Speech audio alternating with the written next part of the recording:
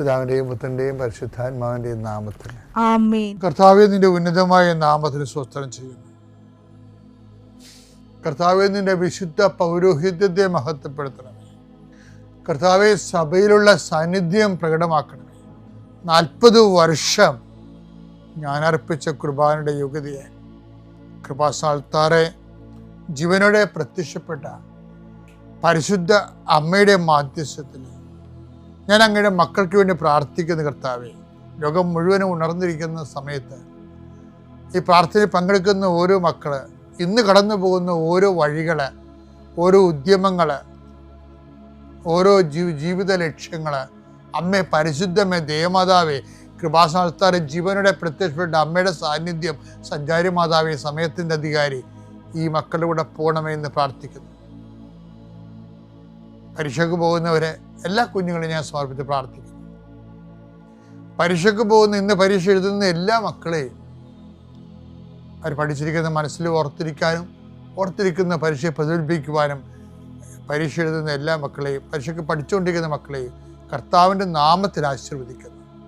നിങ്ങളുടെ കഴിവിൻ്റെ അപ്പുറം ദൈവത്തിൻ്റെ കൃപ പ്രവർത്തിച്ചുകൊണ്ട് ഉന്നതമായ വിജയം കൈവരിക്കാൻ കർത്താവ് നിങ്ങൾ അനുഗ്രഹിക്കട്ടെ. കർത്താവെ, ജോലിയില്ലാത്തവർ, സാമ്പത്തിക കടങ്ങളിൽപ്പെട്ടിരിക്കുന്നവർ, കലഹങ്ങളുള്ളവർ, കുടുംബത്തിൽ പലതരത്തിലുള്ള വഴക്കുകളും അസമാധാനം നിലനിൽക്കുന്നവർ, രോഗികൾ, പീഡിതർ, ആശുപത്രിയിൽ നിന്ന് ഇതുവരെ പോരാത്തവർ, ഓപ്പറേഷൻ നിശ്ചയിച്ചിരിക്കുന്നവർ, ടെസ്റ്റിന് കൊടുത്തിരിക്കുന്നവർ, കൾച്ചറിന് കൊടുത്തിരിക്കുന്നവർ, ബയോപ്സി കൊടുത്തിരിക്കുന്നവർ, കർത്താവിൻ്റെ ഉന്നതമായ നാമത്തിൽ ദൈവത്തിലെ ഞാൻ മാതാവിൻ്റെ മധ്യസ്ഥത്തിൽ യേശുക്രിസ്തു നിന്നെ ആശീർവദിക്കുന്നു. നിൻ്റെ ജോലികൾ, വീടുകൾ, വിൽക്കാത്ത സ്ഥലങ്ങൾ, നഷ്ടപ്പെട്ട ജോലികൾ, ക്യാൻസലായ വിസകൾ എല്ലാം ഈശോ ഏറ്റെടുക്കുകയും നിൻ്റെ കുടുംബം നിലനിർത്തുകയും ചെയ്യട്ടെ. മക്കളില്ലാത്തവരെ ആസ്വദിക്കുന്നു, വിവാഹം ഒത്തുവരാത്തവരെ ആസ്വദിക്കുന്നു. റബ്ബറിൽ നിന്നും, കേര കർഷകരിൽ നിന്നും, തൊഴിലാളികളിൽ നിന്നും, തൊഴിൽ നഷ്ടപ്പെട്ടവരെയും, വരുമാനം കുറഞ്ഞു പോയവരെയും കർത്താവിൻ്റെ നാമത്തെ ആശീർവദിക്കുന്നു. എൻ്റെ കർത്താവിനുമായ നാമത്തിൽ, സഭയുടെ അധികാരത്തിൽ, കുരിശിൻ്റെ അടയാളത്തിൽ, ദൈവശക്തിയാൽ ഞാൻ നിന്നെ ആശീർവദിക്കുന്നു. അമ്മേ പരിശുദ്ധ അമ്മേ, അമ്മേ പരിശുദ്ധമേ, ദൈവമാതാവേ, കൃപാസനത്തിലൂടെ ഞങ്ങളുടെ ദേശത്തിനും അമ്മ മധ്യസ്ഥം തേടി തന്ന എല്ലാ അനുഗ്രഹങ്ങൾക്കും കൃപകൾക്കും ഞങ്ങളിപ്പോൾ ഹൃദയം നിറഞ്ഞ നന്ദി പറയുന്നു. അമ്മേ പരിശുദ്ധമേ, ദൈവമാതാവേ, 2004 ഡിസംബർ 7 ഉച്ചകഴിഞ്ഞ് 2:30 കൃപാസനത്തിൽ സംഭവിച്ച അമ്മയുടെ പ്രത്യക്ഷപ്പെടലിനെ കുറിച്ച് തിരുസഭയ്ക്ക് സമർപ്പിച്ചിരിക്കുന്ന പഠനരേഖകളുടെ മേൽ സഭാത്മകമായ പഠനം ആരംഭിക്കുവാൻ ഞങ്ങൾ പ്രാർത്ഥിക്കുന്നു. അമ്മേ പരിശുദ്ധമേ, ഭൂസ്വർലോകങ്ങളുടെ രാജ്ഞിയായ അങ്ങേയ്ക്ക് ഭൗമസംരക്ഷണത്തിനായി പ്രപഞ്ചപ്രകൃതിയെ തന്നെ തിരുസഭ പ്രതിഷ്ഠിക്കുവാൻ ഈ പ്രത്യക്ഷീകരണം വഴി ഇടയാക്കണമേ. പരിശുദ്ധമേ, ജപമാല മാതാവേ, സകല കൃപാസനം പ്രാർത്ഥനയോടും ചേർത്ത് ഞങ്ങളിപ്പോൾ പ്രാർത്ഥിക്കുന്ന ഈ കുടുംബത്തിന്റെ പ്രത്യേക നിയോഗം പറ മക്കളെ.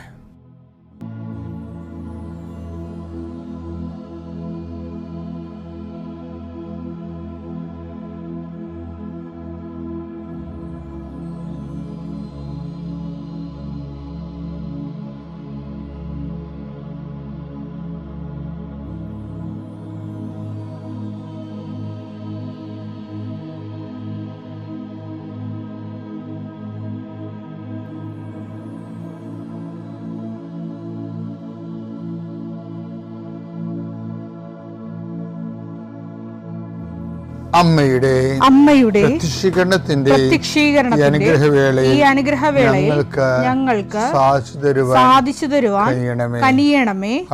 ആമേൻ. എൻ്റെ പ്രിയപ്പെട്ടവരെ, നമ്മള് ഈ ദിവസങ്ങളിലെ ജനങ്ങളുടെ ക്രിസ്തു ആരാണെന്നുള്ളതിൻ്റെ ചോദ്യങ്ങൾക്ക് ഉത്തരം പറഞ്ഞുകൊണ്ടിരിക്കുകയായിരുന്നു അല്ലേ? ആദ്യം നമ്മൾ ചോദിച്ചത്, ഇവൻ ആരാണ് കാറ്റും കടലും പോലും ഇവരെ അനുസരിക്കുന്നില്ല. അപ്പം ഇരുട്ട് കടലിലേക്ക് തള്ളിവിടുന്നതിനെക്കുറിച്ച് നമ്മൾ പറഞ്ഞു. പിന്നെ പറഞ്ഞത്, കർത്താവ് തന്നെ ചോദിക്കുന്നു, ഞാൻ ആരാണെന്നാണ് ജനങ്ങൾ പറയുന്നത്. പിന്നെ പറഞ്ഞത്, ഞാൻ ആരാണെന്നാണ് നിങ്ങൾ പറയുന്നത്. അപ്പം അത് ദൈവത്തിൻ്റെ ആദ്യ അനുഗ്രഹം, പിന്നെ അഭിഷേകം, പിന്നെ അധികാരമായിട്ട് ആത്മീയ വളർച്ച പൂർണ്ണമാക്കുന്നത് നമ്മൾ കണ്ട്. ഇപ്പം നമ്മൾ ചോദിക്കുന്നത് ഇതിനെല്ലാത്തിൻ്റെ ഒരു താക്കോലുണ്ട്. ഈ പടിപടിയായിട്ട് വളരുന്നുണ്ടല്ലോ, ക്രിസ്തുവിൽ വളരുന്നുണ്ടല്ലോ. ഈ ക്രിസ്തുവിൽ വളരുന്നതിനൊരു മാനദണ്ഡമുണ്ട്. എല്ലാത്തിനും ഈ അധികാരം കൈമാറ്റത്തിന് അറിവ് മാത്രം പോരാ. ശിമയോൻ എന്ന് വിളിച്ചിട്ട് പറയും, മാംസരക്തങ്ങളല്ല, എൻ്റെ സ്വർഗസ്ഥനായ പിതാവാണ് നിനക്ക് ഇത് വെളിപ്പെടുത്തിയെന്ന് പറഞ്ഞിട്ട് അവിടെ സ്വർഗരാജ്യ താക്കോൽ നിനക്ക് തരുമെന്ന് പറയും. മത്തായി 16:19 സ്വർഗരാജ്യത്തിന്റെ താക്കോലുകൾ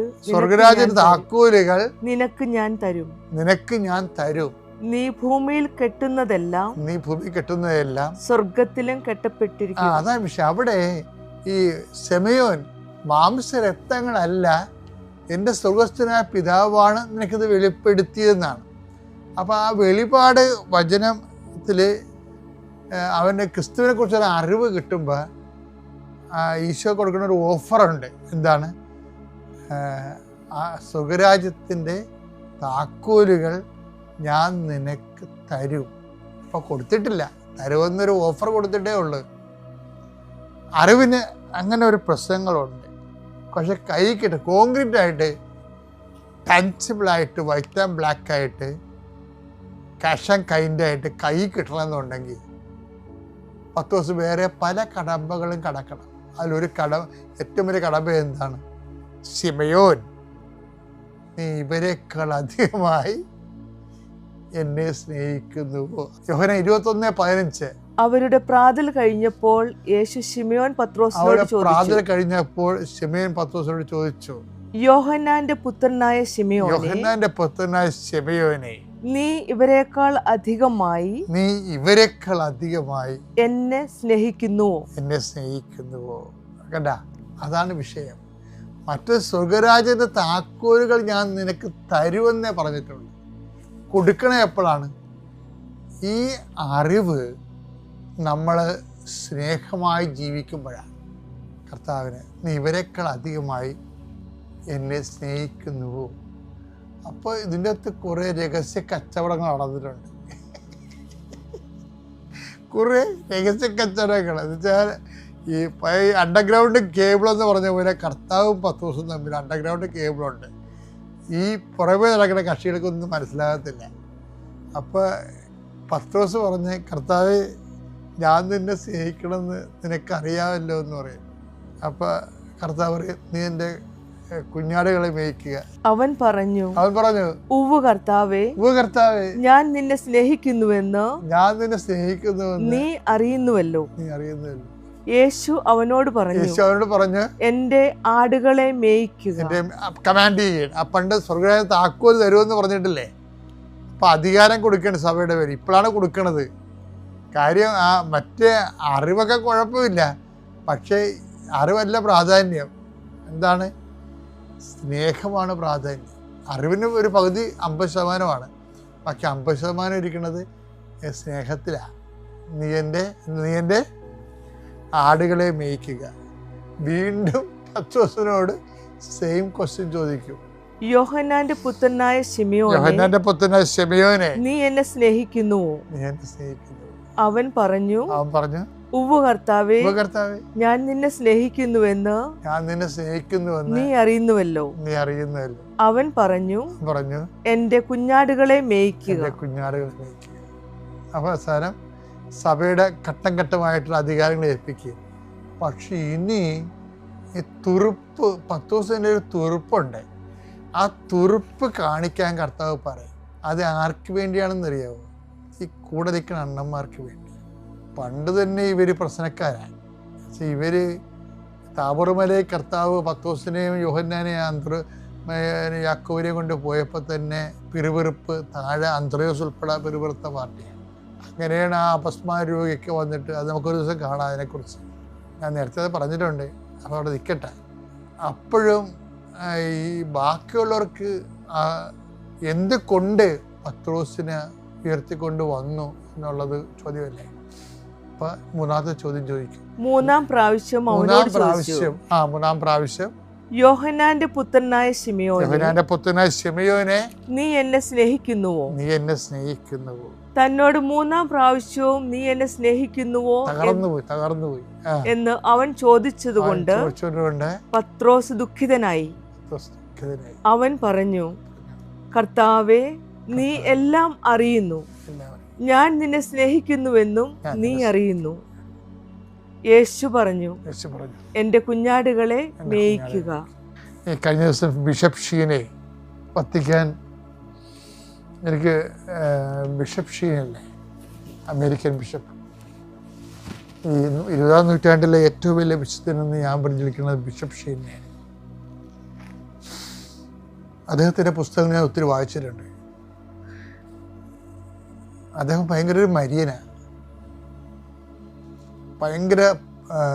അദ്ദേഹത്തിൻ്റെ അന്ന് അരമണിക്കൂർ ടെലിവിഷൻ പ്രഭാഷണത്തിന് $25,000. കാത്തലിക് പിക്ചറിൽ വെച്ച് ഏറ്റവും ടോപ്പായിരുന്നു. അപ്പം കഴിഞ്ഞ പ്രാവശ്യം ബിഷപ്പ് ഷീൻ്റെ ധന്യനായിട്ട് പ്രഖ്യാപിക്കണം എന്ന് പറഞ്ഞപ്പോൾ വത്തിക്കാനിലെ കുറേ ഇടയ്ക്കടികളുണ്ടായിരുന്നു തന്നെ. അപ്പം ഞാൻ എൻ്റെ കൂടെയുള്ളവരൊക്കെ പറഞ്ഞ്, ഇത് ഇപ്പോഴത്തെ ഒരു കാലാവസ്ഥയാണ്, ആൻറ്റി അമേരിക്കൻ കാലാവസ്ഥയാണ്, ഇത് കറക്റ്റ് കഴിയുമ്പോൾ ഇത് മാറി, കാറ്റ് മാറി വീശും, നിങ്ങൾ നോക്കിക്കോന്ന് ഞാൻ പറയും. ബിഷപ്പ് ഷീനെ വീണ്ടും ബിഷപ്പിനെ ധന്യനായിട്ട് വാഴ്ത്തപ്പെട്ടവനായിട്ട് പ്രഖ്യാപിക്കുമെന്ന് ഞാൻ പറയും. അത് അദ്ദേഹം വിശുദ്ധനായിട്ട് പ്രഖ്യാപിക്കുകയും ചെയ്യും അദ്ദേഹത്തിന്. കാര്യം അത്രയും ഡെപ്ത് ക്വാളിറ്റി ആ ആത്മാവിനുണ്ട് ശരിക്കും. ഇന്നും പ്രഭ ചൊരിഞ്ഞുകൊണ്ടിരിക്കുകയാണ് ബിഷപ്പ് ഷീൻ്റെ. യൂട്യൂബിലൊക്കെ നോക്കിയാൽ നിങ്ങളൊന്ന് നോക്കിയാൽ എന്ത് സിമ്പിൾ ലാംഗ്വേജ് ആണെന്ന് അറിയാമോ, എന്ത് ഇട്ടിവെട്ട് അഭിഷേകമാണ് നോക്കണം ബിഷപ്പ് ഷീൻ. ഇപ്പം ബിഷപ്പ് ഷീൻ്റെ ജീവിതത്തിലൊരു അവസ്ഥ പറ്റിയിട്ടുണ്ട്. എനിക്ക് തോന്നിയതാണ്, എൻ്റെ സ്വന്തം നിരീക്ഷണമാണ്. ബിഷപ്പ് ഷീൻ്റെ പുസ്തകത്തിലാണ് ഈ പത്രോസ് സകലക്കൂടി കർത്താവിനെ അനുഗമിച്ചത് നെഗറ്റീവ് പോയിൻ്റായിട്ട് പറഞ്ഞത്. പത്രോസ് ഇപ്പം ഒരു തുറുപ്പ് കാണിച്ച കണ്ടില്ലേ, എന്താണ് അകലക്കൂടി അനുഗമിച്ചതൊന്നുമല്ല. ഒരു തരം കിട്ടിയിരുന്നെങ്കിൽ കർത്താവിനെ കൊണ്ടാവാൻ പോയേനെ അവിടുന്ന് പൊക്കിക്കൊണ്ട് പോകും. ഡബിൾ ചങ്കന് ശരിക്കും പറഞ്ഞ ഗലീലൻ മുക്കുവനല്ലേ, അവനാണ് വെട്ടിയത്. 200 പേരുടെ കൂട്ടത്തിൽ നിന്നുകൊണ്ടാണ് ഒറ്റ വടിവാളം കൊണ്ട് കർത്താവ് ആ മൽക്കോസിൻ്റെ ചെവി വെട്ടി, അവൻ്റെ ചെവിയല്ലേ വെട്ടി, എൻ്റെ പെടലിക്ക് വെട്ടിയതാണ്. കർത്താവിടെ ഉണ്ടായിരുന്നത് കൊണ്ട് ചെവിയായിപ്പോയതാണ്. അതാണ് പത്രോസിനെ ഇങ്ങനെ അണ്ടർ എസ്റ്റിമേറ്റ് ചെയ്യേണ്ട ഒരു കാര്യമില്ല. എന്നിട്ട് ഇപ്പം വന്നിട്ട് കർത്താവ് എന്താ പറഞ്ഞത്? കർത്താവ് പറഞ്ഞത് പത്രോസെ വാളുറയിലിടാൻ പറഞ്ഞു. ഇത്രയും നാൾ ഞാൻ നിന്നെ അതല്ലല്ല പഠിപ്പിച്ചതെന്ന് പറഞ്ഞു. നീ പഠിക്കെ കൊണ്ടുവന്ന് കൊട ഉടക്കുകയാണെന്ന് ചോദിച്ചു. ഇത്രയും അതല്ല, എന്നെ അനുഗമിക്കാൻ ആഗ്രഹിക്കുന്ന സ്വയം പരിത്യജിച്ച് കുരിശും എടുത്തവരായല്ലേ പറഞ്ഞത്. അപ്പം നീ വാളും എടുത്താണ് ഈ അവസാനം വന്നിരിക്കുന്നത്, വാൾ ഉറയിലിടാൻ പറഞ്ഞു. പത്രോസിന് പറയണമെങ്കിൽ പറയാം, കർത്താവ് പിടിക്കപ്പെട്ടു, കർത്താവ് വെട്ടിയത് പത്രോസാണെന്നുള്ളത് അവിടുത്തെ 200 ശത്രുക്കൾക്കും അറിയാം. അവർ പത്രോസിനെ അച്ചാറാക്കി കളയും, വെട്ടുനുറുക്കി. പക്ഷേ എന്നിട്ടും കർത്താവിൻ്റെ വാക്ക് കേട്ടിട്ട് ആ മനുഷ്യൻ ആയുധം പുറയിലിട്ട് നിരായുധനായിട്ട് നിന്നു. കാര്യം എന്താണ്? ഗുരുവിൻ്റെ വാക്കിനായിരുന്നു വില. സ്വന്തം ജീവനേക്കാൾ ദൈവത്തിൻ്റെ വചനത്തിന് പ്രാധാന്യം കൊടുത്തുകൊണ്ട് അവൻ ജീവൻ സമർപ്പിച്ചതാണ്. ഇതാണ് തുറുപ്പ്. ഈ തുറുപ്പ് അവൻ കാണിക്കും. എന്താ പറയണത്? ഞാൻ ആരാണെന്നാണ് നിങ്ങൾ പറയുന്നതെന്ന് പറയുന്ന ചോദ്യങ്ങളില്ലേ, അതല്ലേ നമ്മളിവിടെ വരെ എത്തിച്ചത്. ഇപ്പം ചോദിക്കണത് എന്താണ്? ഇപ്പോഴത്തെ ചോദ്യം, നീ എന്നെ ഇവരെക്കാൾ ഞാൻ സ്നേഹിക്കുന്നുവോ എന്ന് പറയുമ്പോൾ ആ പഴയ തുറുപ്പ്, കർത്താവേ നിനക്കെല്ലാം അറിയാം. ദൈവ പൈതലെ, നമ്മളുടെ ജീവിതത്തിൽ നമുക്ക് മാത്രം അറിയാവുന്ന, ക്രിസ്തുവിന് മാത്രം അറിയാവുന്ന എല്ലാം ഉണ്ടാകണം. പത്രോസിനുണ്ടായിരുന്നു. അപ്പോഴാണ് കർത്താവ് പൂർണ്ണ ചുമതല ശുശ്രൂഷ ഏൽപ്പിക്കുന്നത്. പൂർണ്ണ ശുശ്രൂഷ ഏൽപ്പിക്കാൻ കർത്താവിന് നിനക്ക് മാത്രം അറിയാവുന്ന അധികാരമാണ്. നമ്മളിങ്ങനെ ധ്യാനം തുടങ്ങിയത്, ഞാൻ ആരാണെന്നാണ് ജനങ്ങൾ പറയുന്നത്. കാറ്റും കടലും പോലും ഇവൻ ആശ്രയിക്കുന്നു. ഇവൻ ആരാണെന്നുള്ള ധ്യാനം തുടങ്ങിയിട്ട് ഇവിടെ എത്തിക്കുകയാണ്. നീ ഇവരെക്കാളധികമായി എന്നെ സ്നേഹിക്കുന്നുവെന്ന്. പത്രോസ് അതിന് പറയുന്ന മറുപടി എന്താണ്? അങ്ങേക്കെല്ലാം അറിയാമല്ലോ. അറിവിൽ വെച്ചാണ് സമ്പൂർണ്ണമായ ശുശ്രൂഷ ഏൽപ്പിക്കുന്നത്. ശുശ്രൂഷയാണ് നിൻ്റെ ഉദ്ദേശമെങ്കിൽ കർത്താവിനെക്കുറിച്ച് അറിയുകയും ആ അറിവിനെ സ്നേഹത്തോടെ സ്വയം സമർപ്പിക്കുകയും ചെയ്യാൻ കർത്താവ് നമുക്ക് നൽകുന്ന വിളിയാണ്. എന്താണ്? അറിവ്, അനുഗ്രഹം, പിന്നെന്താണ്? അഭിഷേകം, പിന്നെന്താണ്? അധികാരം. ഇതൊരു വളർച്ചയാണ്, ക്രിസ്തുവിലുള്ള വളർച്ച. ഈ ധ്യാനത്തിലൂടെ ക്രിസ്തുവിൽ വളർന്നു വരാൻ കർത്താവ് വിശ്വാസ പ്രമാണം. സർവശക്തനായ പിതാവും ആകാശത്തിൻ്റെയും ഭൂമിയുടെയും സൃഷ്ടാവുമായ ദൈവത്തിൽ ഞാൻ വിശ്വസിക്കുന്നു. അവിടുത്തെ ഏകപുത്രനും ഞങ്ങളുടെ കർത്താവുമായ ഈശോ മിശിഹായിലും ഞാൻ വിശ്വസിക്കുന്നു. ഈ പുത്രൻ പരിശുദ്ധാത്മാവിനാൽ ഗർഭസ്ഥനായി കന്യകാമറിയത്തിൽ നിന്ന് പിറന്ന് പൊന്തിയോസ് പീലാത്തോസിന്റെ കാലത്ത് പീഡകൾ സഹിച്ച് കുരിശിൽ തറയ്ക്കപ്പെട്ട് മരിച്ച് അടക്കപ്പെട്ട് പാതാളങ്ങളിൽ ഇറങ്ങി മരിച്ചവരുടെ ഇടയിൽ നിന്ന് മൂന്നാം നാൾ ഉയർത്ത് സ്വർഗത്തിലേക്ക് എഴുന്നള്ളി സർവശക്തിയുള്ള പിതാവായ ദൈവത്തിന്റെ വലതുഭാഗത്തിരിക്കുന്നു. അവിടെ നിന്ന് ജീവിക്കുന്നവരെയും മരിച്ചവരെയും വിധിക്കുവാൻ വരുമെന്നും ഞാൻ വിശ്വസിക്കുന്നു. പരിശുദ്ധാത്മാവിലും ഞാൻ വിശ്വസിക്കുന്നു. വിശുദ്ധ കത്തോലിക്കാ സഭയിലും പുണ്യവാന്മാരുടെ ഐക്യത്തിലും പാപങ്ങളുടെ മോചനത്തിലും ശരീരത്തിന്റെ ഉയർപ്പിലും നിത്യമായ ജീവിതത്തിലും ഞാൻ വിശ്വസിക്കുന്നു. ആമേൻ. സ്വർഗ്ഗസ്ഥനായ ഞങ്ങളുടെ പിതാവേ, അങ്ങയുടെ നാമം പൂജിതമാകണമേ. അങ്ങയുടെ രാജ്യം വരണമേ. അങ്ങയുടെ തിരുമനസ് സ്വർഗത്തിലെ പോലെ ഭൂമിയിലുമാകണമേ. അന്നു വേണ്ടുന്ന ആഹാരം ഇന്ന് ഞങ്ങൾക്ക് തരണമേ. ഞങ്ങളോട് തെറ്റ് ചെയ്യുന്നവരോട് ഞങ്ങൾ ക്ഷമിക്കുന്നത് പോലെ ഞങ്ങളുടെ തെറ്റുകൾ ഞങ്ങളോടും ക്ഷമിക്കണമേ. ഞങ്ങളെ പ്രലോഭനത്തിൽ ഉൾപ്പെടുത്തരുതേ, തിന്മയിൽ ഞങ്ങൾ രക്ഷിക്കണമേ. ആമേൻ. നന്മ നിറഞ്ഞ മറിയമേ, സ്വസ്തി. കർത്താവ് അങ്ങയുടെ കൂടെ സ്ത്രീകളിൽ അങ്ങ് അനുഗ്രഹിക്കപ്പെട്ടവളാകുന്നു. അങ്ങയുടെ ഉദരത്തിൻ ഫലമായി ഈശോ അനുഗ്രഹിക്കപ്പെട്ടവനാകുന്നു. പരിശുദ്ധ മറിയമേ, തമ്പുരാന്റെ അമ്മേ, പാപികളായ ഞങ്ങൾക്ക് വേണ്ടി ഇപ്പോഴും ഞങ്ങളുടെ മരണസമയത്തും തമ്പുരാനോട് അപേക്ഷിക്കണമേ. ആമേൻ. പാല രാമപുരം നീർന്താന ഇടവയിൽ നിന്നാണ് വരുന്നത്. എനിക്ക് കഴിഞ്ഞ ഒരു 1.5 വർഷം മുന്നേ ഒരു ആക്സിഡൻറ്റ് ഉണ്ടാവുകയുണ്ടായി. ആ ആക്സിഡൻറ്റിൽ എൻ്റെ വാരിയിൽ 4 എണ്ണം ഒടിയുകയും ലങ്സിൽ കയറി ലങ്സിൽ ബ്ലീഡിങ് ഉണ്ടാവുകയും ചെയ്തു. പിന്നീട് സീറ്റ് ബെൽറ്റ് മുറുകി എൻ്റെ കുടൽ മുറിഞ്ഞു പോയി. ഒരു മേജർ സർജറി ചെയ്തു. 18 ദിവസത്തോളം ഞാൻ ICUയിൽ കിടന്നു. ICUയിൽ കിടന്ന സമയത്ത് എനിക്ക് കോവിഡ് പോസിറ്റീവ് ആവുകയും ന്യൂമോണിയ ബാധിക്കുകയും ചെയ്തു. ഞാൻ ഹോസ്പിറ്റലിൽ ഡിസ്ചാർജായി വന്നു. ഒരു 3 മാസം കഴിഞ്ഞപ്പോൾ എനിക്ക് വീണ്ടും വയറുവേദനയുണ്ടായി. സ്കാൻ ചെയ്ത് നോക്കിയപ്പോൾ എൻ്റെ വയറ്റിൽ 2 ഹെർണിയ കണ്ടു. ആംബ്ലിക്കൽ ഹെർണിയയും വയറിൻ്റെ ലെഫ്റ്റ് സൈഡിലായിട്ട് വീണ്ടും ഒരു ഹെർണിയ കണ്ടു. അപ്പോൾ ഡോക്ടർ പറഞ്ഞു, ഇപ്പോൾ ഒരു മേജർ സർജറി കഴിഞ്ഞതേ ഉള്ളൂ, ഇനിയൊരു സർജറി നിനക്ക് സാധ്യമല്ല എന്ന് പറഞ്ഞു. വെയിറ്റ് ചെയ്യാൻ പറഞ്ഞു.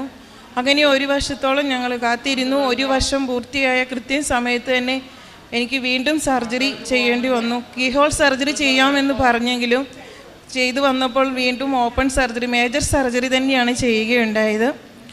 അപ്പോൾ ICU ഇറങ്ങി വന്നു കഴിഞ്ഞ് 4 ദിവസം കഴിഞ്ഞപ്പോഴത്തേക്കും സർജറി ചെയ്ത് എൻ്റെ സ്റ്റിച്ചുകളെല്ലാം പൊട്ടി, വയറ് ഫുൾ ഇൻഫെക്ഷനായി, മൊത്തം പഴുപ്പായി കഴിഞ്ഞപ്പോൾ ആണെങ്കിൽ സക്ഷൻ ചെയ്താണ് എനിക്ക് വയറിനുള്ളിൽ നിന്ന് പഴുപ്പ് വലിച്ചു കളഞ്ഞത്. അപ്പം ഞാൻ ആശുപത്രി കിടക്കുന്ന സമയത്ത് എൻ്റെ അടുത്ത് കിടന്നൊരു ചേച്ചി എനിക്ക് കൃപാസന പത്രം കൊണ്ട് തരികയുണ്ടായി. നീ ഇത് കയ്യിൽ വെച്ചോ, പ്രാർത്ഥിച്ചോ എന്ന് പറഞ്ഞു. കൃപാസന പത്രം ഞാൻ കിടക്കുന്ന ബെഡിനടിയിൽ വെച്ചിരുന്നു. ഹോസ്പിറ്റലിൽ നിന്ന് വീണ്ടും 1.5 മാസം കഴിഞ്ഞാണ് ഞാൻ മെഡിക്കൽ കോളേജ് ആശുപത്രിയിൽ നിന്ന് ഡിസ്ചാർജായി വന്നത്. ഡിസ്ചാർജായി വന്നതിന് ശേഷം ഒരു 1.5 മാസം ഒരു 2 ആഴ്ച കഴിഞ്ഞപ്പോഴത്തേക്കും വീണ്ടും അതുപോലെ വയറുവേദന തുടങ്ങി. അതിനിടയ്ക്ക് ഞങ്ങൾക്കിവിടെ കൃപാസനത്തിൽ ഞാൻ വരികയുണ്ടായി. ആദ്യം കൃപാസനത്തിൽ വന്നപ്പോൾ എനിക്ക് ഉടമ്പടി എടുക്കാൻ സാധിച്ചില്ല. ഞങ്ങൾ തിരിച്ചു പോയി. വീണ്ടും 1 ആഴ്ച കഴിഞ്ഞപ്പോൾ ഞാനും ഭർത്താവും കൂടി വീണ്ടും ഇവിടെ വന്നു. വന്നപ്പോഴാണെങ്കിൽ ടോക്കൺ കിട്ടുന്ന സമയം കഴിഞ്ഞു പോയി, ഇനിയും ഒരുപാട് സമയം നിൽക്കണം എന്ന് പറഞ്ഞു. എനിക്ക് ബെൽറ്റൊക്കെ ഇട്ടിരിക്കുന്നതിനാൽ നിൽക്കാൻ പറ്റത്തില്ലായിരുന്നു, കാലിന് നീരും ഉണ്ടായിരുന്നു. ഞങ്ങൾ തിരിച്ചു പോകാമെന്ന് പറഞ്ഞപ്പോൾ ഒരു ചേട്ടൻ ചോദിച്ചു, നിങ്ങൾ എവിടെ നിന്നാണ് വരുന്നതെന്ന് ചോദിച്ചു. ഞങ്ങൾ പറഞ്ഞു പാലായിൽ നിന്നാണ് വരുന്നതെന്ന് പറഞ്ഞു. ഒരു 10-ാം നമ്പർ ടോക്കൺ ആ ചേട്ടൻ എൻ്റെ കയ്യിൽ കൊണ്ട് തരികയുണ്ടായി. ഞാൻ മുകളിൽ കയറി ചെന്നു, ഉടമ്പടി എടുത്ത് ഞങ്ങൾ വീട്ടിൽ പോയി ഉടമ്പടി പ്രകാരം പ്രാർത്ഥിച്ചു. രണ്ടാഴ്ച കുടുംബം ഹോസ്പിറ്റലിൽ പോയിക്കൊണ്ടിരുന്നു. വീണ്ടും കഴിഞ്ഞ ആഴ്ച സ്കാൻ ചെയ്തപ്പോൾ ഡോക്ടർ പറഞ്ഞു എൻ്റെ കുടലിൽ വീണ്ടും മുഴയുണ്ടായിട്ടുണ്ട് എന്ന് പറഞ്ഞു. അപ്പോൾ ഞാൻ എൻ്റെ ഭർത്താവിനോട് പറഞ്ഞു, ഇനിയും എന്തെങ്കിലും സ്കാൻ ചെയ്യുമ്പോൾ ഇനിയും എന്തെങ്കിലും പ്രശ്നമുണ്ട് എന്ന് പറയുകയാണെങ്കിൽ ഞാൻ ഇനി ആത്മഹത്യ ചെയ്യത്തേ ഉള്ളൂ എന്ന് പറഞ്ഞു. അപ്പോൾ എന്നോട് പറഞ്ഞു, നീ എന്തിനും നെഗറ്റീവ് കാണാതെ ദൈവത്തോട് പ്രാർത്ഥിക്കുക, ഒന്നും വരത്തില്ല എന്ന് പറഞ്ഞു. ഞങ്ങൾ വീണ്ടും സാധാ സ്കാനിങ് ചെയ്തത് കൂടാതെ CT സ്കാൻ ചെയ്യുവാനായിട്ട് ഹോസ്പിറ്റലിൽ പോയി. CT സ്കാൻ ചെയ്ത് പോകുന്ന വഴിക്ക് ഞങ്ങൾ കാശുരൂപം വെച്ച്, കാശുരൂപം എവിടെ പോയാലും ഞാൻ ആ കാശുരൂപം കൊണ്ടായിരുന്നു പോകുന്നത്. CT സ്കാൻ ചെയ്ത് കഴിഞ്ഞപ്പോൾ സാധാ സ്കാനിങ്ങിൽ കുടലിൽ എനിക്ക് മുഴകളുണ്ടെന്ന് പറഞ്ഞു. ആ CT സ്കാൻ ചെയ്ത് ഡോക്ടറെ കൊണ്ട് കാണിക്കുമ്പോൾ ഡോക്ടർ പറയുക, നിനക്കൊരു പ്രശ്നവും ഇല്ല, നിൻ്റെ കുടലിൽ ഒരു മുഴയില്ല, നിനക്ക് ഒരു മരുന്നിൻ്റെ ആവശ്യമില്ല എന്ന് പറയുകയുണ്ടായി. 1.5 വർഷമായി 2 ആഴ്ച കൂടുമ്പോൾ ഞാൻ തുടർച്ചയായിട്ട് മെഡിക്കൽ കോളേജ് ആശുപത്രിയിൽ പോയിക്കൊണ്ടിരുന്ന ആളാണ്.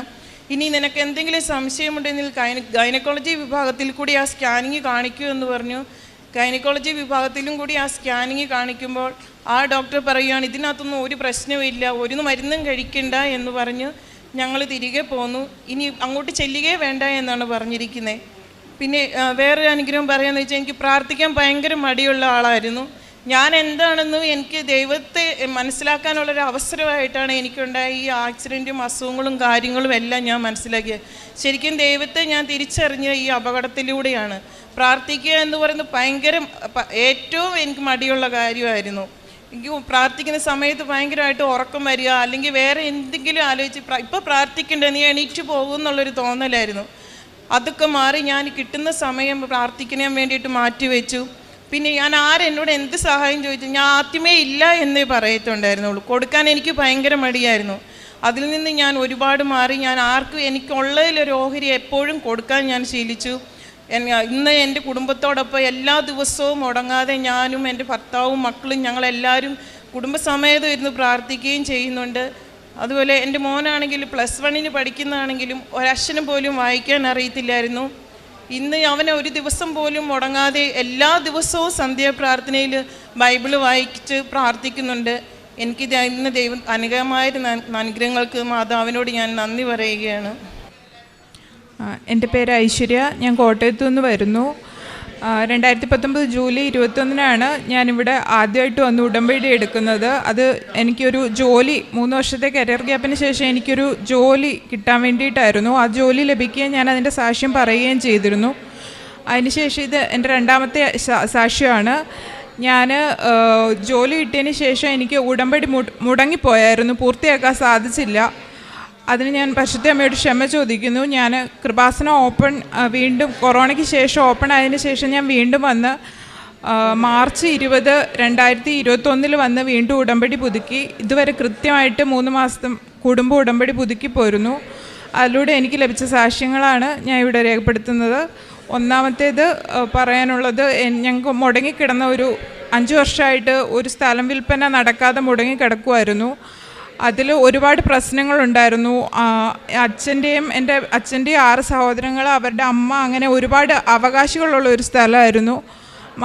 അതിൽ ഇത്ര അവകാശികളുള്ളതുകൊണ്ട് തന്നെ ഞങ്ങൾക്കത് വിറ്റ് പോകാൻ ഭയങ്കര ബുദ്ധിമുട്ടായിരുന്നു. ഒരുപാട് തടസ്സങ്ങൾ അനുഭവിച്ചു. ഒരുപാട് പേര് കച്ചവടം മുടക്കാൻ ശ്രമിച്ചു. ചെറിയ വിലയ്ക്ക് ഭൂമി വാങ്ങാൻ വേണ്ടിയിട്ട് വില്ലേജ് ഓഫീസിൽ നിന്ന് രേഖകൾക്ക് ബുദ്ധിമുട്ടുണ്ടായി. മാത്രമല്ല എൻ്റെ അച്ഛനും മൂത്ത സഹോദരനും കൂടി ആ സ്ഥലത്ത് സേവിങ്സ് ഒക്കെ ഇൻവെസ്റ്റ് ചെയ്തിട്ട് ഒരു ബിൽഡിങ്ങും കൂടി പണിതായിരുന്നു. അപ്പോഴത്തേക്കിനും ഞങ്ങൾക്ക് ഇത് കച്ചവടമായി പോകാതായപ്പോഴത്തേനും സാമ്പത്തിക ബുദ്ധിമുട്ടുകൾ ഒരുപാട് വരാൻ തുടങ്ങി. ഞാൻ ഈ വിഷയം ഉടമ്പടി സമർപ്പിച്ച് പ്രാർത്ഥിച്ചു. ഇവിടുന്ന് കിട്ടിയ ഉടമ്പടി ഉപ്പും കാശുരൂപവും ആ ഭൂമിയിൽ നിക്ഷേപിച്ച് പ്രാർത്ഥിച്ചു. അവിടുന്ന് ഒരുപാട് തകിടു ഏലസുഖ ആരൊക്കെയോ എന്തൊക്കെയോ മന്ത്രവാദം ചെയ്തതാന്നൊക്കെ പറഞ്ഞ് കിട്ടി, ചെറിയ വിലയ്ക്ക് ഭൂമി വാങ്ങാൻ വേണ്ടിയിട്ട്. ഇവിടുന്ന് കിട്ടിയ ഉപ്പ് വിതറി പ്രാർത്ഥിച്ചു, കാശുരൂപം മണ്ണിൽ നിക്ഷേപിച്ച് പ്രാർത്ഥിച്ചു. അതിനുശേഷം ഇവിടെ വന്ന് ഉടമ്പടി പുതുക്കി, രണ്ടാമത്തെ തവണ ഉടമ്പടി പുതുക്കി ഞാൻ വീട്ടിൽ ചെല്ലുമ്പോഴത്തേക്കിനും സ്ഥലം കച്ചവടമായി, അഡ്വാൻസ് കിട്ടിയെന്നുള്ളതാണ് ഞാൻ അറിയുന്നത്. എൻ്റെ രണ്ടാമത്തെ സാക്ഷ്യം, ഞാനൊരു മെച്ചപ്പെട്ട ജോലിക്ക് വേണ്ടി ഉടമ്പടിയിൽ വെച്ചിരുന്നു. അത് എനിക്ക് മെച്ചപ്പെട്ട ജോലി ലഭിക്കണം എന്നേ ഞാൻ ഉടമ്പടിയിൽ എഴുതിയുള്ളൂ. ഞാൻ IT-യിലാണ് വർക്ക് ചെയ്യുന്നത്. നല്ല വർക്ക് പ്രഷറുള്ള വർക്ക് തന്നെ എടുത്തുകൊണ്ടിരിക്കുന്നത്. പക്ഷേ ഞാൻ വിചാരിച്ചു എനിക്ക് എക്സ്പീരിയൻസ് ഒക്കെ ഉള്ളതുകൊണ്ട് എനിക്കിനി എല്ലാം ഹാൻഡിൽ ചെയ്യാൻ പറ്റുമായിരിക്കും എന്ന് വിചാരിച്ചു. എന്നെ ദൈവം ഓർമ്മിപ്പിച്ചതാണ് ഞാൻ ഉടമ്പടി പുതുക്കിയ സമയത്തും. പക്ഷെ ഞാനത് എഴുതിയില്ല. പക്ഷേ എനിക്ക് ഇവിടെ ഉടമ്പടി പുതുക്കി 3 മാസം കഴിഞ്ഞ് വീണ്ടും ഞാൻ ഉടമ്പടി പുതുക്കിയപ്പോൾ